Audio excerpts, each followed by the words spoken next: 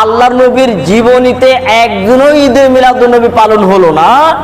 খেলাফায়ে রাশিদিন সাহাবীদের যুগে একদিনও ঈদে মিলাদুন্নবী পালন হলো না। তাবেঈদের যুগে, সাহাবীদের পরে তাবেঈদের যুগে ঈদে মিলাদুন্নবী পালন হলো না। বর্তমান মুসলিম কি করে জেনে নিল যে ঈদে মিলাদুন্নবী পালন করতে হবে আবার 12ই রবিউল আউয়াল? দেখেন তো আপনি হাদিস, রাসূল সাল্লাল্লাহু আলাইহি সাল্লামকে জিজ্ঞাসা করা হচ্ছে। আবু কাতাদা রাদিয়াল্লাহু তাআলা আনহু বলেন, আল্লাহর নবীকে এসে জিজ্ঞাসা করলাম, আল্লাহর নবী সোমবারের দিন আপনি রোজা রাখেন কেন, সিয়াম রাখেন কেন? তখন আল্লাহ রাসূল বলছেন, শোনো, সোমবারের দিন আল্লাহ আমাকে জন্ম দিয়েছেন পৃথিবীতে আমি জন্মগ্রহণ করেছি সোমবারের দিন। যালিকা ইয়াউমুন উলিদতু ফি, আমি এই দিন জন্মগ্রহণ করেছি সোমবারের দিন। আর সোমবারের দিন আল্লাহ আমাকে নবুয়াতি দান করেছেন। জন্মদিনকে কেন্দ্র করে আমি নবী মুহাম্মদ সাল্লাল্লাহু আলাইহি ওয়াসাল্লাম শুকরিয়া স্বরূপ সোমবারের দিন সিয়াম রাখি। কই, আল্লাহ নবী তো বললেন না আমি এই দিন জন্মগ্রহণ করেছি, কাজে এই দিন আমি সিয়ামও রাখবো আবার উৎসবও পালন করব। এখনো বর্তমানে অনেক পরিবারে দেখবেন যেগুলো পরিবার মুসলিমদের মতো চলে না, যেই সব পরিবার কোন মুসলিমদের মতো চলে না, অমুসলিমের মতো তারা বসবাস করে। বাচ্চা জন্ম হয়েছে ওই দিনকে আবার জন্মদিন হিসেবে পালন করে, আবার কেক কাটছে। আশ্চর্য ব্যাপার, এটা কি করে মুসলিম হতে পারে? জি না, রাসূল সাল্লাল্লাহু আলাইহি সাল্লাম বলেন শুকরিয়া স্বরূপ আমি সোমবারের দিন রোজা রাখি। সোমবারের দিন আল্লাহ রোজা রাখলেন। যদি কোনো ব্যক্তি আল্লাহ নবীকে বলে আল্লাহ নবী জন্মগ্রহণ করেছে তাই আমি তার তো আনন্দ প্রকাশ করতে চাই, তাহলে প্রত্যেক সপ্তাহে তাকে সোমবারের দিন সিয়াম রাখতে হবে। সে সিয়াম রাখে না কেন, রোজা রাখে না কেন? ও, সারাদিন না খেয়ে থাকতে হবে, খুব কষ্ট হবে, তার জন্য সেই দিনটা রোজা রাখলে না, আবার জন্মদিন পালন করতে হবে, তার জন্য মসজিদ সাজিয়ে আর রাস্তায় ঘুরে বেড়িয়ে একবারে ঈদে মিলাদুন্নবী পালন করো। ইসলাম ধর্ম কি একটা পাগলামি ধর্ম নাকি? ইসলাম ধর্মের একটা দাম রয়েছে, ইসলাম ধর্মের নিজস্ব একটা ক্ষমতা রয়েছে। ইসলাম ধর্ম যাকে তাকে মাবুদ হিসাবে তারা গ্রহণ করতে পারে না। ইসলাম ধর্ম যাকে তাকে তারা ঈশ্বর মাবুদ হিসাবে গ্রহণ করতে পারে না। এক আল্লাহকে বিশ্বাসী মুহাম্মদ সাল্লাল্লাহু আলাইহি সাল্লামের তরিকায় চলে, এই হচ্ছে ইসলাম ধর্ম। কি করে ইসলাম ধর্ম এখন ঘোলাটে হয়ে গেল? মুসলিম সমাজকে বুঝাবে কিভাবে? সময় তো দিনই ভাই শুনেন, ইবনে কাসির রহমতুল্লাহ আলাইহি থেকে নিয়ে আরো অন্যান্য মুহাদ্দিস ইকরামগণ এবং যারা রাসূল সাল্লাল্লাহু আলাইহি সাল্লামের জীবনী লিখেছেন বেশ কয়েকজন, তারা আল্লাহ নবী জন্মগ্রহণ কোন সালে করেছে এই সালটা বের করতে গিয়ে তারা অনেক তদন্ত করে দেখতে পেল যে আল্লাহ নবী যে দিনে জন্মগ্রহণ করেছে এই দিনটা বের করতে গিয়ে দেখা যাচ্ছে অনেক মতভেদ চলে আসছে। মাস যখন বের করতে যাচ্ছে কোন মাসে আল্লাহ নবী জন্মগ্রহণ করেছে, তখন মাসকে বের করতে গিয়ে শুধুমাত্র 8টা খালি মতভেদ রয়েছে।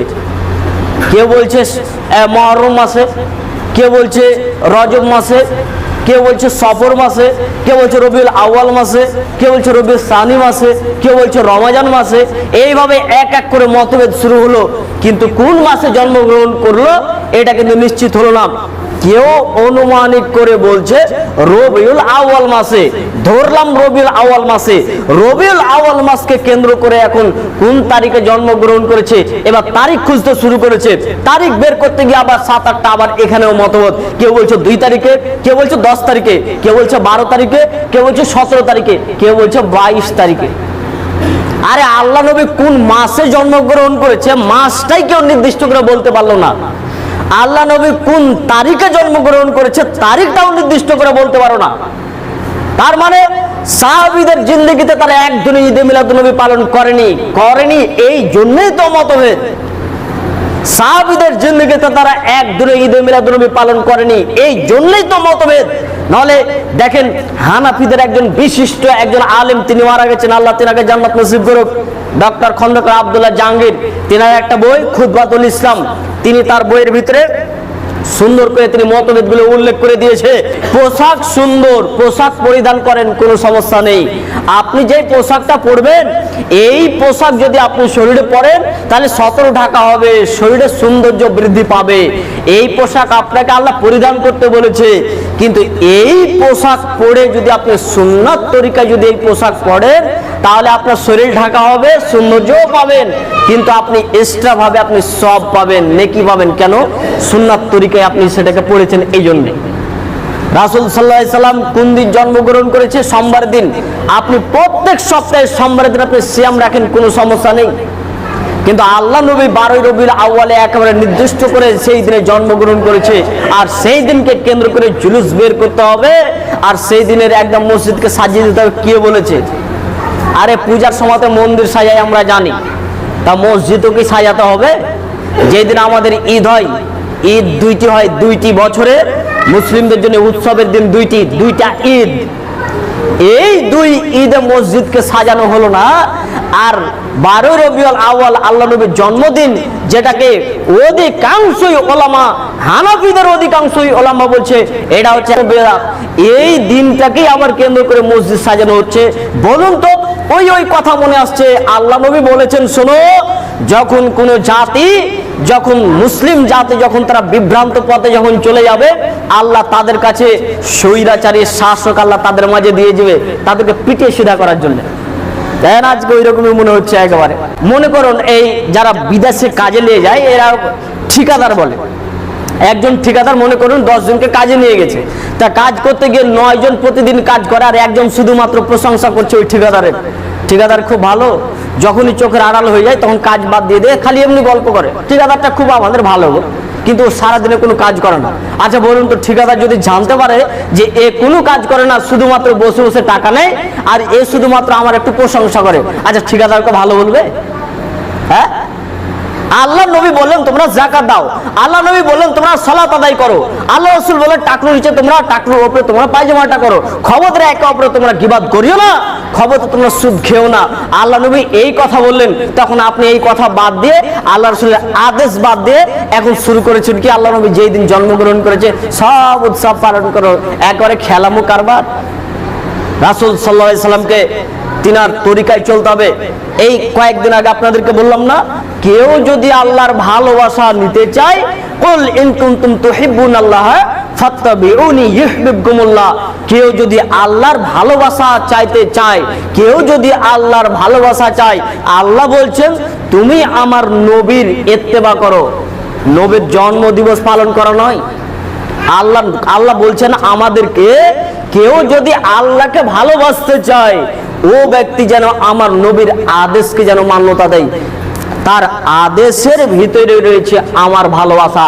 নবী মুহাম্মদ সাল্লাল্লাহু আলাইহি ওয়াসাল্লাম যেই কথা বলেছে সেই কথাই তোমাদেরকে প্রাধান্য দিতে হবে।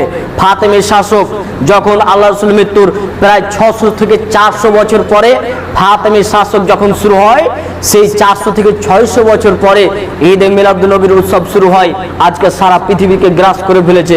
সময়ত দিনী ভাই বলছিলাম, আমরা কাউকে ছোট করে নাই, আমরা সবাইকে পরিবর্তনের জন্য আমরা এই কথাগুলো বলি। আমরা বলতে চাচ্ছি, আমরা কাউকে ছোট করে, কাউকে আঘাত দিয়ে আমরা কথা বলতে চাই না। আমরা বলতে চাচ্ছি আজকে বর্তমানে আল্লাহ নবী আমাদেরকে যে আদেশগুলো করেছে, সেই আদেশগুলো যদি আমরা মেনে চলতাম, তাহলে আজকে বিপর্যয় পৃথিবীতে আর ছড়িয়ে পড়তো না। আজকে বিপর্যয় ছড়িয়ে পড়েছে আজকে নিজের হাতের কার্যক্রমের কারণে। কাজে আমরা যদি মুসলিমরা আবার যদি সঠিক পথে যদি ফিরে আসি, যদি আমরা এখন ফিরে না আসি, ইমাম মাহদী যেদিন আসবে, যেদিন কিয়ামতের দিন হবে, ইমাম মাহদী যেদিন আসবে, সেদিন লাঠি দিয়ে পিটিয়ে পৃথিবীর সমস্ত মানুষকে এক পথে নিয়ে আসবে। আজকে মান্যতা না দিলেও একদিন মানুষকে এক পথে আসতেই হবে, সেদিন বাঁচার কোনো পথ থাকবে না। সেই দিন ইয়াজুজ মাজুজ আসবে, সেই দিন দাজ্জাল আসবে, সেই দিন পৃথিবীর পশ্চিম দিকে সূর্য উঠে যাবে, সেই দিন তাব্বাতুল আরজ নামে একটা বিকট ভয়ানক একটি প্রাণী বের হয়ে যাবে। সেই দিন মানুষের অবস্থা কি হয়ে যাবে দেখবেন, সেই দিন মানুষের অবস্থা কি হবে। তাই আপনাদেরকে বলি, সেই দিন আসার পূর্বেই আমরা সকলেই নিজেকে পরিবর্তন করে আল্লাহ রাসূলের দেওয়া আল্লাহ এবং আল্লাহর বিধানকে আমরা সঠিকভাবে মান্যতার সাথে আমরা পৃথিবীতে বসবাস করব। আল্লাহ যেন আমাদেরকে সেই তৌফিক এনায়েত দান করেন। আল্লাহ এবং আল্লাহ রাসূলের যে তরিকা দিয়েছেন, সেই তরিকা অনুপাতে আল্লাহ যেন আমাদেরকে চলার তৌফিক এনায়েত দান করেন। আল্লাহুম্মা আমিন।